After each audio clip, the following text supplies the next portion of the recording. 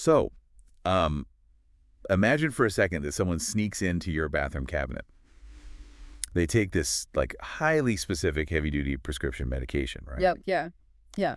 And they peel the label off and slap it onto a bottle of over-the-counter vitamins. Yeah. Now, the pills inside that bottle are 100% authentic. Right. They're from a real lab. Exactly. They contain real active ingredients, but the new application, I mean, the instructions you are now reading on the front of that bottle, that is completely fabricated.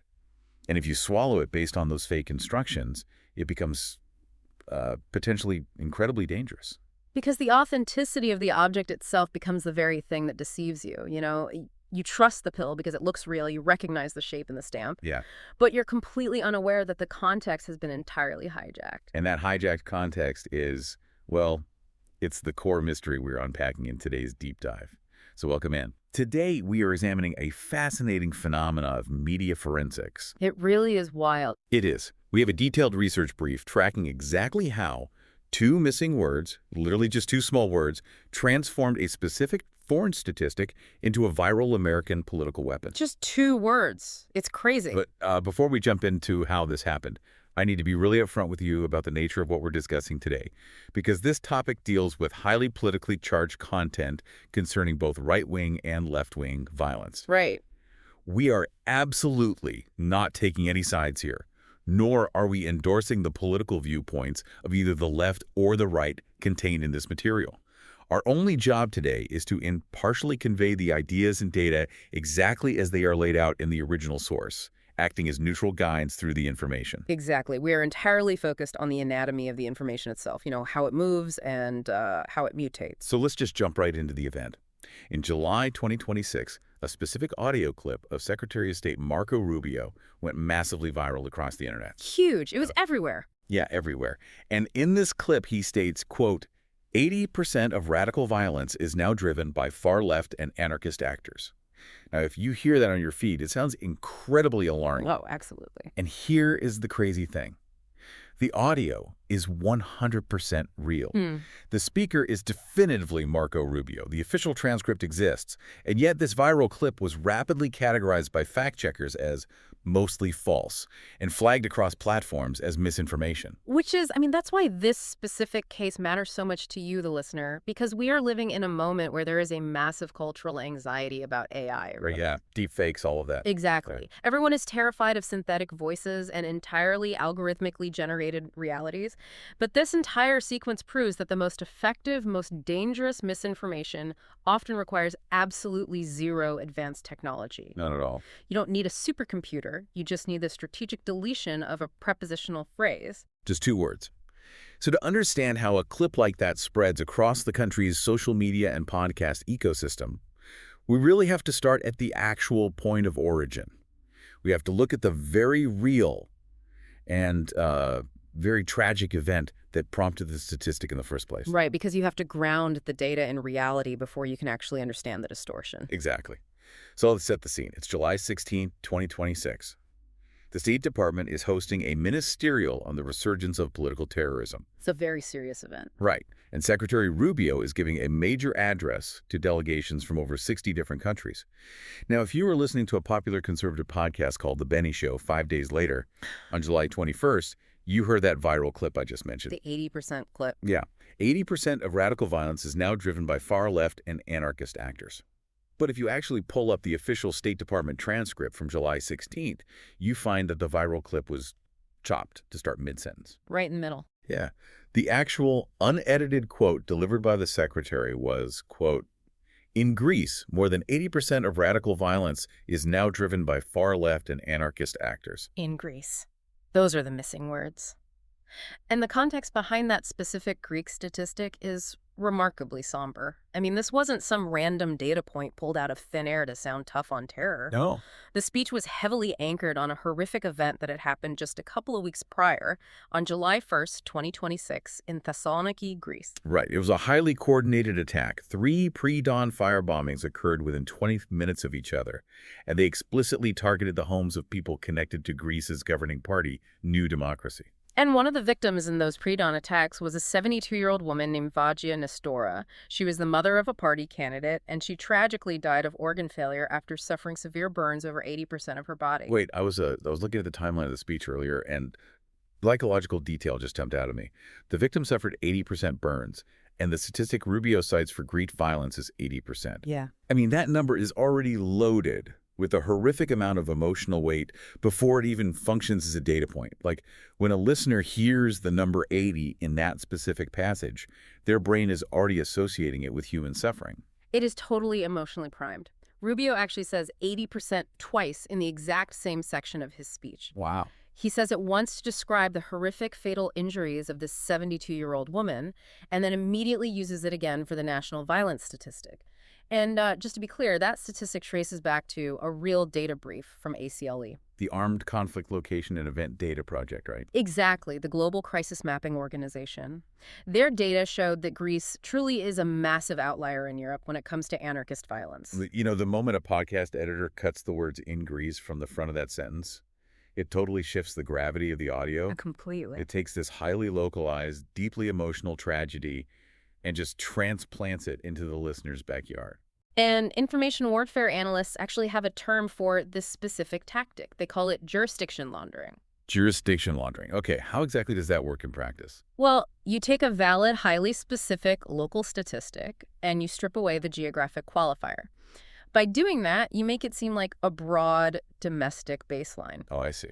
It is insidious because it passes every single authenticity check a listener might consciously run. Like, is it the real Secretary of State? Yeah. Yes. Did he actually say those words? Yes. Is the transcript real? Yes. So it passes all of those. It passes all those tests, except for the one test listeners almost never think to ask when they hear a clean piece of audio. It is where? Right, where is this happening? Because when the viral edit erased Greece from the equation, it heavily implied this was happening right here in the United States. And that forces us to do a baseline reality check. We have to. If the viral clip is aggressively implying that 80% of radical violence in the U.S. is driven by the far left, we need to look at what the actual domestic data says. Exactly. We have to look at the domestic data sets to see if that 80% figure could possibly apply to the American landscape, even loosely. So let's run through the major data sets, because the implied American statistic completely collapses when you look at the math. We have 4 major institutions here in the source materials utilizing completely different methodologies with different political leanings, and absolutely none of them come close to 80%. Not even close. First, you have PBS NewsHour, which synthesized data from multiple federal agencies in late 2025. They found that right-wing extremists account for roughly 75 to 80% of U.S. domestic terrorism deaths since 2001. Meanwhile, left-wing incidents account for under 5% of those fatalities. So on fatalities alone, it is a massive inversion of the viral claim. It's totally upside down. Then you look at CSIS, which is the Center for Strategic and International Studies, a major bipartisan national security think tank. They analyzed over 750 attacks from 1994 up to mid-2025. Oh, a huge data set. Yeah. And over the past decade of that window, left-wing attacks killed 13 people. Right-wing attacks killed 112. Then you have an analysis by Just Security, a legal and security forum. They found far-right extremism averages about 20 plots and attacks per year over the last decade. Far left averages about 4. Right. And finally, the Cato Institute, a libertarian think tank, they looked at 51 straight years of data. Even if you set aside massive outlier events like 9/11 and the Oklahoma City bombing, right-wing terrorists account for 45% of terrorist murders, while left-wing terrorists account for 16%. And what is vital to understand here is that Secretary Rubio knew this. Wait, really? Yes, he wasn't confused about the data, and he wasn't trying to mislead anyone in the room. In the unedited speech, after he finishes detailing the statistics for Greece and Germany, he deliberately pivots to America. And when he talks about the United States, he does not use a percentage at all. So what does he actually claim about the U.S.? He uses a materially weaker, much more vague claim. His exact words were that in the United States, left-wing terrorist attacks and plots have risen to levels not seen in decades. That is his actual official claim about America. The viral edit essentially took a verifiable, shocking foreign statistic and substituted it for a vague domestic one. So taking this Greek stat and applying it to America is literally like taking a severe weather report for a blizzard in Antarctica, broadcasting it on a local station in Miami, and then wondering why everyone is panicking to buy snow shovels. That's a perfect way to put it. You are using real meteorological data, but you're applying it to an entirely different hemisphere. It creates a localized panic based on displaced data. But wait, let me push back here. To be intellectually honest, we cannot just dismiss the underlying concern entirely. The source material demands we look at the absolute strongest case for the other side. We have to steelman the argument. Right. Is there any evidence that left-wing violence actually was rising, like Rubio claimed? There is. If you just write this off as a completely fabricated issue, you miss the kernel of truth that allowed the narrative to take root in the first place. There is evidence for a shift in the landscape. Right, let's look at the data that does show a change. According to that same CSIS dataset from the National Security Think Tank, the year 2025 marked the first time in over 30 years that left-wing attacks actually outnumbered far-right attacks in the U.S. That's a huge shift. It is. Left-wing incidents rose to an average of 4.0 per year, while right-wing incidents dropped to just 1 in the first half of 2025. And overseas, it wasn't just Greece dealing with this. In Germany, left extremist violent crimes genuinely jumped over 60%. Furthermore, the very way analysts count these incidents is heavily contested. Like, there is a legitimate methodological debate happening. What do you mean? Well, for instance, critics like Timothy Carney from the American Enterprise Institute, they make a sharp argument about classification. They point out that groups like the ADL, the Anti-Defamation League, might inflate right-wing numbers by including non-ideological killings simply because the perpetrator had extremist affiliation. Okay, that makes sense. Conversely, conservative critics argue that some mainstream datasets entirely excluded the violence and property damage at the BLM protests, or they just left out certain high-profile attackers from their annual terrorism reports entirely. Okay, stop right there. If the very way we count these incidents is heavily contested, and the data analysts can't even agree on what constitutes a domestic terror attack, doesn't that give the 80% claim some legitimate wiggle room? How so? Maybe it's just a matter of classification. Like, maybe the underlying vibe of the clip is true, even if the exact number is a little off because of how the ADL or CSIS categorizes things. It is a fair question, but you have to look at the sheer scale of the math here. Even if you generously grant all of those methodological objections, even if you agree that left-wing violence is chronically undercounted and right-wing violence is chronically overcounted, we are talking about classification at the margins. Explain what you mean by the margins. So, the distance between saying left-wing violence is undercounted and rising and saying it represents 80% of all radical violence is not just a rounding error. It is a massive factor of 5 to 16, depending on which metric you use. Oh, wow. And that 2025 record year, where left-wing attacks supposedly outnumbered right-wing attacks, that conclusion rests on exactly 5 incidents over roughly 7 months. 5 incidents. Yes. Small numbers swing wildly in percentages. Having 5 incidents in half a year does not magically equal an 80% national baseline. Wow. Okay, so the numbers are completely disproved for the U.S. context. The margin of error doesn't even come close to covering the gap. So why was this 2-word deletion so remarkably sticky? It's fascinating. How did it survive contact with millions of listeners without an audience member just pulling up the data on their phone and saying, hey, wait a minute, that's not true? This brings us to the mechanics of a viral loop, the actual propaganda engineering. It succeeded brilliantly because of a few structural reasons. First, institutional laundering. Because the audio arrived with the invisible seal of the State Department. Exactly. When you hear a statistic delivered at a formal State Department ministerial to 60 allied nations, your brain automatically shuts off its normal skeptical filters. Right, you just assume it's true. You don't question the data set because the setting itself projects absolute authority. You assume someone in a back room with a calculator already did the homework.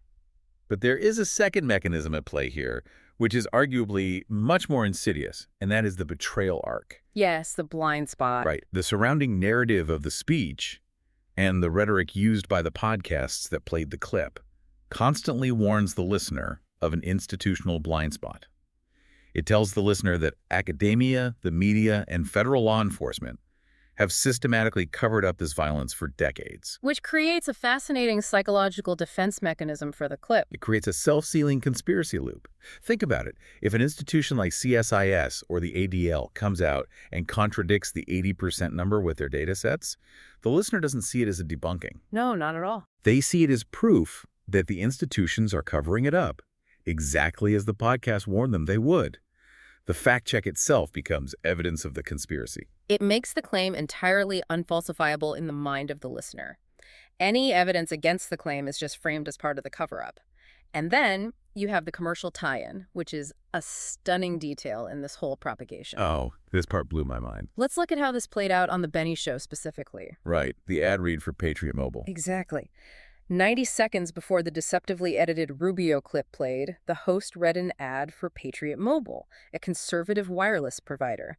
During the ad, he explicitly claimed that switching to this provider meant you aren't funding, quote, the terrorist left that wants to kill us. It's incredible how that functions. The ad builds the commercial frame. It establishes the premise that you, the listener, are in imminent lethal danger from this specific political group. Right. And then, 90 seconds later, this clipped audio of the Secretary of State arrives to mathematically prove the premise of the cell phone commercial. It's seamless. The sponsorship and the statistic are load-bearing for each other. The ad makes the audience fearful, and the clip validates the fear. And ultimately, this is not just a story about a bad podcast edit or a clever marketing trick. This kind of informational warfare directly impacts the real-world policy architecture governing you and your fellow citizens. So what does this mean for actual government policy? Well, this clip didn't land in a vacuum. It landed inside an administration that had already set specific policy gears in motion. Okay, like what? In September 2025, the administration had formally designated Antifa as a domestic terrorist organization. A few days later, they issued NSPM 7. That's a National Security Presidential Memorandum, right? Yes, directing federal agencies to treat anti-capitalism and anti-Christianity as active indicators of domestic terrorism. So the legal framework to aggressively prosecute these groups was already built. Yes. The 80% clip serves as a retrospective justification for this pre-existing framework. It provides the statistical bedrock to say to the public, look, we were right to do this 10 months ago. The numbers from the State Department prove it. Oh. And this ties directly into a psychological tactic named in the source, known as the violence ledger inversion. This is an asymmetric accounting system. It is how political factions manage the perception of violence. Could you break down how that ledger actually works in a voter's mind? Think of it like a psychological balance sheet. A group will aggressively minimize its own side's political violence, making it seem like an anomaly or an exaggeration. Right. At the same exact time, they will maximize the outgroup's violence, making it seem like an existential systemic threat. You shrink your side's violence, you inflate the opponent's violence, and the ledger inverts. I see. So applying that to this specific timeline, on one side of the ledger, you have these exact same podcasts claiming that the January 6th defendants were just victims of state excess or, political prisoners held in solitary confinement. Right, they minimize it. They're minimizing the in-group's violence, making them out to be victims. On the other side of the ledger, you take an anomalous extreme statistic from a tragic firebombing in Greece, strip away the location, and blow it up to serve as the baseline for American domestic terror. Exactly. You minimize the home team, you maximize the opposing team, and suddenly the entire ledger of political reality is completely inverted. And we know definitively from the source material that this wasn't an accident. No, the archive data tracks this perfectly. This wasn't just one guy making a sloppy edit in his basement because he was rushing to upload an episode. The exact same clip, cut at the exact same word dropping in Greece, aired on the Michael Knowles Show 4 full days before it hit the Benny Show. 4 days. It was completely stripped of its geographic reality early on, and it passed seamlessly through the ecosystem. It was a 5-day, multi-show propagation of a single missing prepositional phrase. That is staggering efficiency for a piece of disinformation. Let's synthesize the journey we've just been on. 2 words. In Greece. They were surgically dropped from the front of a sentence. Yeah. And that tiny excision allowed a highly localized, horrific tragedy involving a 72-year-old woman in Thessaloniki to be weaponized into an American domestic terror baseline. It bypassed every authenticity check because the audio was real. It sounded perfectly normal. It nested perfectly into pre-existing commercial narratives for cell phone companies, and it flowed seamlessly through political ecosystems to justify federal policy. It is a profound lesson in modern media consumption, which leaves us with a final provocative thought for you to chew on as you navigate your own media feeds today. Lay it on us. We spend a tremendous amount of time in cultural anxiety preparing for a future of deepfakes, synthetic AI voices, and totally fabricated realities. Absolutely, it's everywhere. We are constantly checking to see if a video has weird visual artifacts or if a politician's voice sounds a little too robotic. But this case study proves that the most dangerous weapon in the information war isn't the ability to synthesize a fake. It's the ability to simply relocate a truth. Peeling the label off the prescription bottle and putting it on something else entirely. Exactly. If 100% authentic audio can be used to construct a 100% alternate reality just by removing two words, how do you need to rewire your own brain to defend against the media you will consume tomorrow? It means your internal lie detector can't just be looking for AI glitches anymore. It's not just asking, did they say it? It's asking where, when, and what did they say right before it. Thank you for joining us on this deep dive. Stay curious, stay skeptical, and always check the label on the bottle. We'll catch you next time.